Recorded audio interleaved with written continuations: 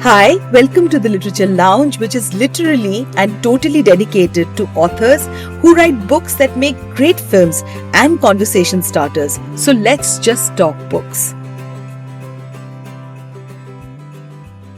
Hi, in today's episode, we have with us Umesh Upadhyay, the author of Western Media Narratives on India from Gandhi to Modi. So this is going to be a very, very challenging conversation given the current situation. But to tell you a little bit about Umesh, he's a seasoned journalist with 40 years of experience across print, radio, TV, and digital media. He has worked with news networks like PTI, All India Radio, DD, Network 18, Z News, and served as the president and media director at Reliance Industries Limited. He's also a JNU, DU, and FTII alumni. He's also, as I said, the author of Western Media Narratives in India from Gandhi to Modi. His work in journalism has been recognized with the Ganesh Shankar Vidyarthi Award. So, welcome in today's episode, Umesh. Hello, Mohua. I'm so pleased to be here talking about book and other things. It's good to be uh, having a conversation with a lively person like you. Oh, thank you so much. So I'm a little intimidated with so much that I've read right now in your biodata. So I hope my questions don't appear to be extremely banal. You'll have to forgive me for that. Or biodatas are written to for somebody else, not to intimidate somebody like you. It's don't forget about that biodata. Just have a conversation. Uh, Lovely. yeah. So I need to know a little bit about your early life. What inspired you to pursue a career in journalism and communication? वो एक, क्रांतिकारी बहुत पहले से जन्म लिया था अपने अंदर. So you wanted to become a writer, a journalist to talk about social issues, politics, and all of that. I wish I could narrate a very filmy story. Please do. Oh yes, kind of a thing. Look, at that age, and I come from rather a lower middle class family, so planning and other things are passe. It's like you get into something, you do it rightly, you do it with all your faculties. That's what you're supposed to do. So when I was doing my master's, graduation, and MPhil, there was one thing that I was clear कि भाई कुछ पढ़ने लिखने वाली बात में होना, पढ़ने लिखने में मजा आता था, तो पढ़ने लिखने वाली चीज क्या हो सकती है? Either you could become a teacher or an academician or go to journalism. And it so happened that I got a job as a lecturer as I completed my MPhil. I taught in Delhi University for a few months in Zakir Hussain College as political science. But Mahua, I needed a job and a permanent job very, very, urgently. That's a separate story because I was going good with someone and I wanted, नहीं तो वो लड़की कहीं चली जाती भाई, शादी वादी नहीं होती तो. But to get a permanent job in academics was a difficult thing. Either you had to be belonging to one particular ideology that is left, and I was not. So I realized that it was very difficult for me to become a permanent lecturer in Delhi University, because I can tell you one thing. I would go to different university interviews during my college, and I appeared for 5-6 interviews, and every time the head of department say, "You did very well, but next time." In the meantime, I applied for journalism, a job in journalism, and I got selected in PTI. I said, "Look, ये अपने आप से हो गया, इसमें अपने आप से जाना है." And that's how I joined journalism. But writing, knowing new things, inquisitiveness, going deep into something and do your job well, I said that a lower middle class guy has to make a life in Delhi with no godfather or godmother or god sister or god brother there. So worked very hard, really worked very hard. And God has been kind to me that I could become editor, manage so many channels, etc. So this is not a filmy story, but yes, it's a story of, hard work, resilience, never say no, and be at it. That's it.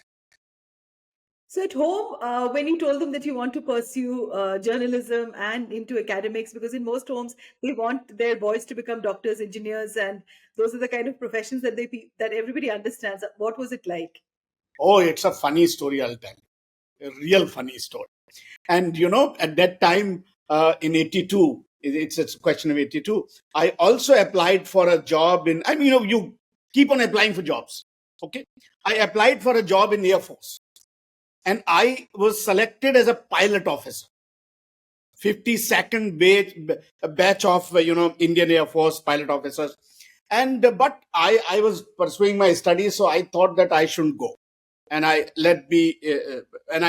passed medical, all India merit list, etc. And I declined because I thought कि यार अभी Air Force में चले जाएंगे तो पढ़ाई रुक जाएगी. That's it. Coming from a lower middle class family, when I told my father that पिताजी अभी मैं थोड़ा पढ़ना चाहता हूँ, he was a very pious man, very religious man. बोले अच्छा ठीक है, कोई बात नहीं. But what happened?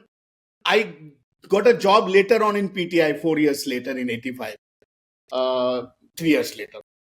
And I got a paltry sum of some 500, 600 rupees and PTI, Press Trust of India. So my mother used to say, she was a village woman, came to Delhi, and she said, अरे मेरा छोरा तो पागल हो गया है, अफसरी छोड़ के चपड़ासी की नौकरी कर रहा है. She will say, looking at that money.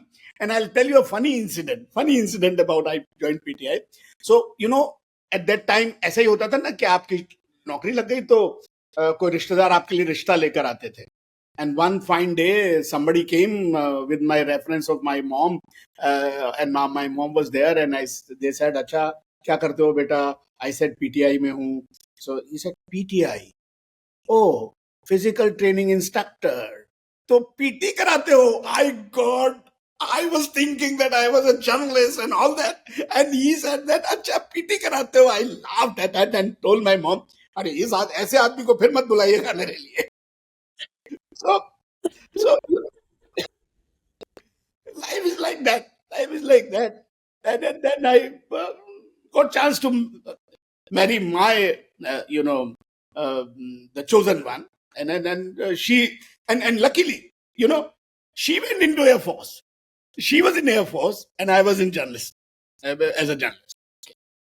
But to get that entire press card was that greatest high as a journalist. When you had that, I too had that as a journalist in Delhi, and it is such a high to get that red colored press written on that badge. Press, and I had a two-wheeler. I would write a press on my two-wheeler, and then drive that two-wheeler. And it's a lovely, lovely, lovely feeling that you are somebody, kind of a thing. Yes, absolutely. So let's talk a little bit about your book, Western Media Narratives on India from Gandhi to Modi. So it talks about the origins of the Western media bias. So tell us a little bit about this and what inspired you to write this book. What was the inspiration behind it? Look, there are two things that that propelled me to like this. One is that during COVID, and all of us were having real tough time, and COVID was such a tragedy that, and Mahua, you wouldn't find a single soul in anywhere where somebody close to him or her is not impacted by COVID. It was a tough times. So I have been a journalist throughout. Journalist means communicator. You communicate to people. When I saw the media coverage of COVID, and especially the Western media coverage of COVID, I found it very disturbing. It was just negativity. Whereas, as a reader, as a audience, as a viewer of television channels, I wanted some kind of hope, some kind of think that, oh, it will pass on. But and I used to read a lot of these foreign newspapers every morning, and I found that what was happening at the ground and what was being reported was totally different. So of course we were in difficulty. Of course India had problems. Of course, which country didn't have problem? But this problem was not created by India. India was a victim of COVID. but it was made to be somebody, our government, our society, our people, as we were going to be, horrible during the COVID. And then, COVID happens, it starts in December in Wuhan, and there's again a debate whether who started it. Let's not go into whether China or America, etc., etc. I'm not going to. But it started creating havoc in Europe and developed countries of America in February, in March, late January. Whereas India at that time was not too many of cases. Even when India, had imposed lockdown on 24th of March, we had only a few hundred cases.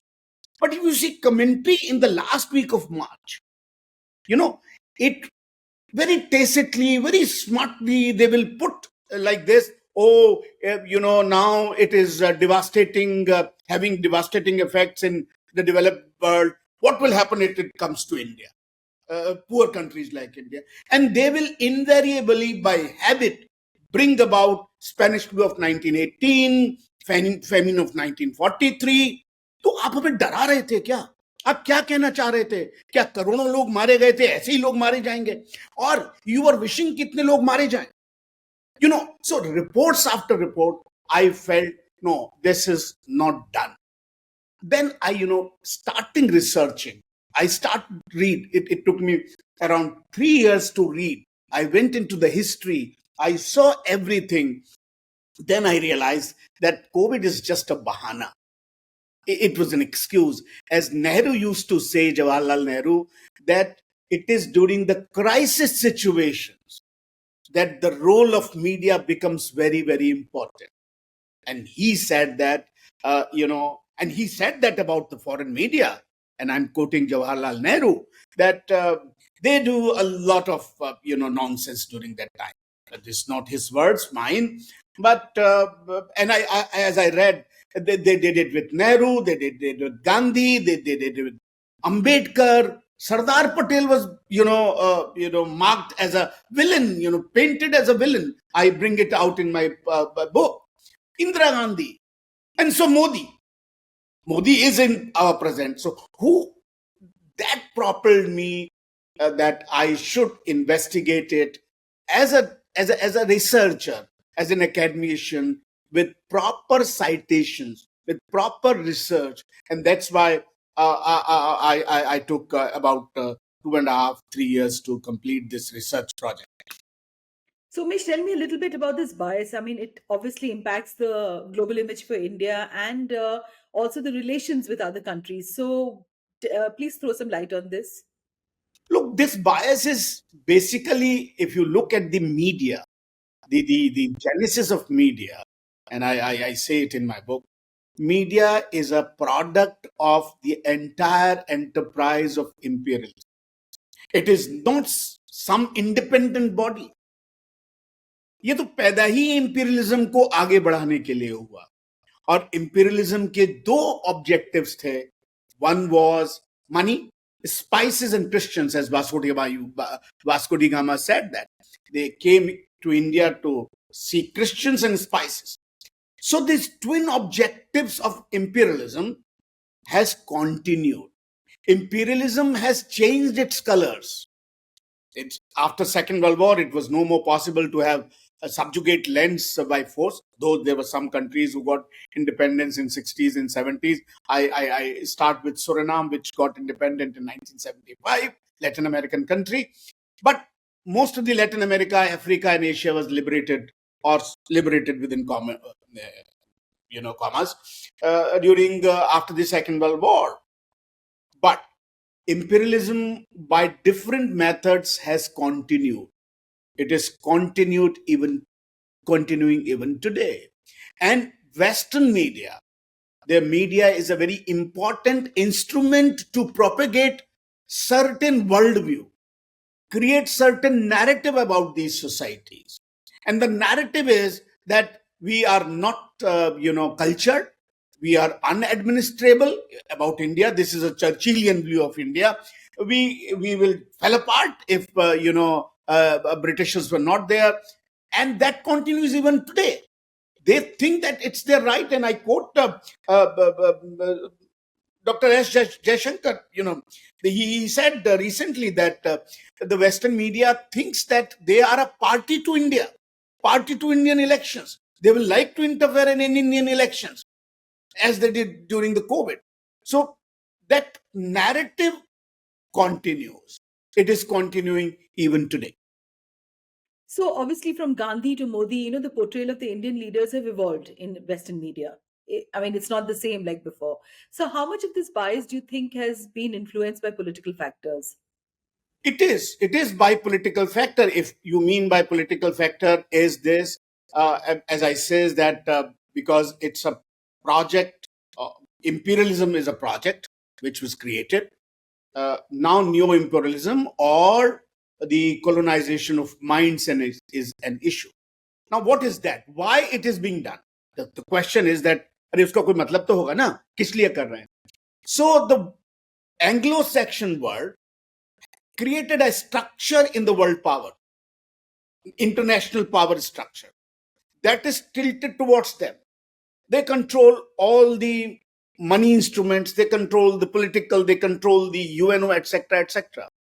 Now, their own purpose is to maintain, nurture this present power balance in the international sphere. Now, anybody who challenges the status quo, tries to be assertive, or challenges that, look, you're not doing the right, or I do not subscribe to you, your point of thought, point of view. Anybody that they think it needs to be nailed down. As simple as that. So Modi is an assertive leader. He represents India. He represents Indian democracy.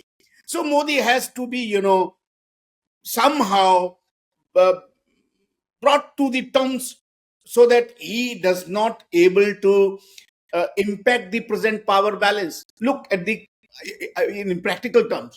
What happened in Ukraine-Russia war? Oh, two Europeans are fighting. Very simple. What I have to do with it as a country?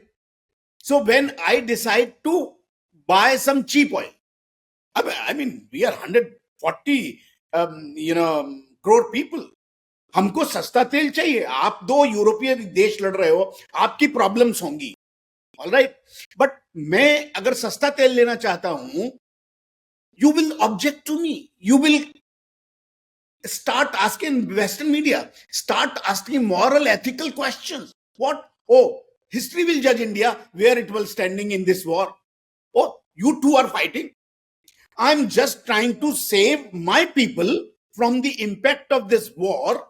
I'm not going into the genesis of war, why it happened, who was responsible, etc., etc. All right. And history will judge me. I mean, what kind of nonsense is this? What kind of double speak is this? And Europe was still buying gas from Russia at that time.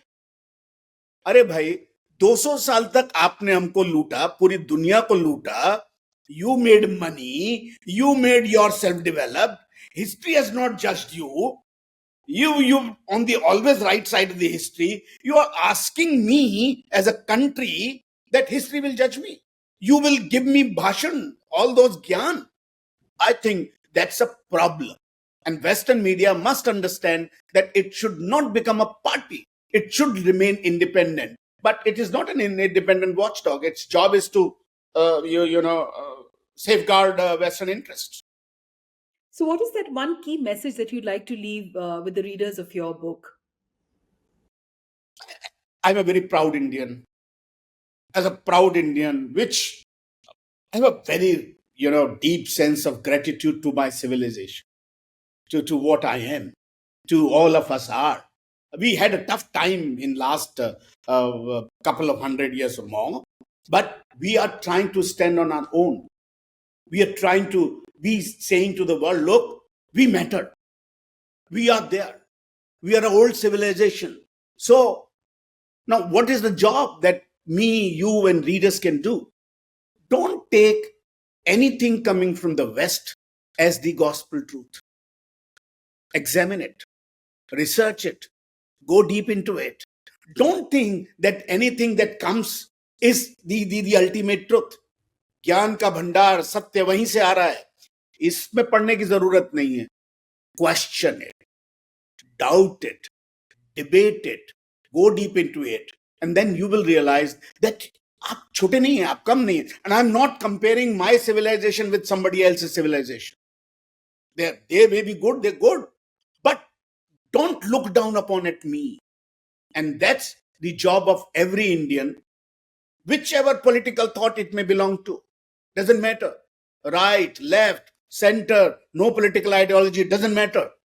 But ऐसा मत समझिए कि अगर Emmy award नहीं मिला तो लता मंगेशकर अच्छी गायिका नहीं थी. ऐसा मत सोचिए कि ऑस्कर नहीं मिला तो हिंदुस्तान की फिल्में बढ़िया नहीं होंगी. What is this? This is colonization. We need to come out of that mindset. आपका ऑस्कर बहुत अच्छा होगा यार, मेरे यहां भी बहुत बढ़िया फिल्में बनती हैं, बहुत अच्छा है. मेरा मेरे साथ, आपका आपके साथ जो लेन देन होगा, when I talk to you as civilization on the level of equal footing. Nobody is great, nobody is superior, nobody is inferior either. This is one thing that I would like to emphasize. Mahua, if that answers your question. Yes, it does. And I think it's very important for all of us to look into this, which I completely agree with you that there is a bias for sure, because they would like to project us as a country that's really, really struggling. And of course, I want to come back to this question. But before that, I want to ask you about what are your thoughts on the current state, of JNU right now? I mean, Oh, Jane? Oh, yeah, tell me Jane. about JNU. Jane is a great institution. It has evolved. All the living institutions, great institutions, evolve over the time. They are not stagnant water. It's like Ganga. बहुत सारी चीजें आती हैं बीच के अंदर, नए विचार आते हैं, नई धाराएं आती हैं. We must embrace that. It's, don't look at the world from the this very left and right, and it's not correct way to look at JNU. It's a great institution. I went to JNU recently. I really I was loving it. I said, look, it looks like इस मौसम में bougainvillea JNU के अंदर कितने सुंदर खिलते हैं. You go to Parthasarathy rock वही है, वो हॉस्टल वही है, टीचर्स वही हैं, और वैसा ही हंगामा होता है, वैसा ही पॉलिटिक्स भी होती है, which is great. I have to go with you to Ganga Dhaba and have a cup of chai when I come to Delhi. Sure, you're most welcome, and we would love to go to different Ganga Dhaba, Satluj, Jhelum, Godavari, Absolutely. and have a stall there. Yeah, and the market complex, that shopping complex, not market complex. Yeah. Absolutely, Umesh. So, Umesh, can we just discuss a little bit about the racist NYT cartoon that depicted an Indian farmer with a cow, knocking on the doors of the elite space club? Tell me a little bit about that. You look, 2014, that we did a great as a country, as a civilization. I think we're a very proud movement for India when we reached Mangalyaan. And Mangalyaan reached, it's completed its mission. Now, somehow, whenever we do achieve something, they're not able to digest it. Somehow or the other, something will come out. You like, यार ये मेरे घर में शादी हो रही है और ये देखो शहनाई बजाने के बजाय रोना शुरू कर रहा है, या एक कमेंट मार रहा है उल्टा सीधा. That exactly happened. India reaches Mars and the complete mission. New York Times brings a cartoon in 2014, where I think it's September 2014, if I remember correctly, and there are two necktie people, in suit and necktie, sitting in a room with the wine glasses with them, and you can see they are white guys, and it's a space club. It's written now. And India, as depicted as a half dhoti clad, banyan pehne hue, safa dale hue Indian, and with a cow, and knocking at door. So what are you trying to say? What, I mean, it's quite racist. And journalists wrote about it. This was racism. At least say that, okay, you're welcome. It looks like वो दोनों ऐसे देख रहे हैं, कौन आ गया भाई, ये मेरे घर में घुसने की कोशिश कर रहा है. Who the hell are you? If you look at their faces. So We made a great thing, at least now accept it. It was a very racist way of looking at things. India's progress, which was earlier, later on they realized, and when there was a euro, they apologized in a Facebook post that our intent was not like this. But your intent is seen in what you do, what you write, and that still goes on. And I'll give you another example. एक तो ये मैंने मंगलयान का serious example आपको दिया. The other example is Chandrayaan. When Chandrayaan was launched, and Chandrayaan 2, and a BBC anchor will ask an Indian reporter, or BBC Indian reporter, oh, so India, ISRO is doing this and this, but you have still 60 crore people who do not have access to toilet, and there are poor people. So why should India spend? Why are you relating these two? Are these related? Is human history has developed in a linear fashion कि सबको पहले रोटी दे दो, मकान दे दो, कपड़ा दे दो, फिर पढ़ाई पर पैसा खर्च करेंगे, फिर साइंस पर पैसा खर्च करेंगे, फिर रॉकेट पर पैसा खर्च करेंगे? ऐसा तो नहीं होता ना. It goes hand in hand. Britain has not developed like that. There are still 20% poor people in Britain who are designated as poor. So अगर आपके यहाँ ऐसा है तो भैया आपने ये why did you spend so much money on coronation of a 74-year king? Have you eradicated poverty altogether? No, you don't write that commentary there. You will always write it there. Then you must know that ISRO has done great job in alleviation of poverty with its remote sensing satellites, with helping to the farmer to tell that what weathers are there, all those kind of things, with the soil, research, all that. It has, and India has eradicated extreme poverty, and that is not my data. It is data of the World Bank. International. India has eradicated. So don't compare these two incomparable things. But they would always do it. They will always do it. वो ऐसी बात है, और ये आज से नहीं हो रहा. गांधी के समय से बोलते थे आपके यहाँ इतनी टॉयलेट नहीं है, आपके यहाँ इतने लोग बीमार हैं, आपके यहाँ इतना है. And they think that they're very cultured, they're very sophisticated, they're very educated, and we are shown as uneducated, illiterate, uncultured, unadministrable, etc., etc. That goes on. That is the mindset that needs to be corrected, I suppose. So, okay, let's now talk about the media coverage of the Ram Mandir issue, both domestically and internationally.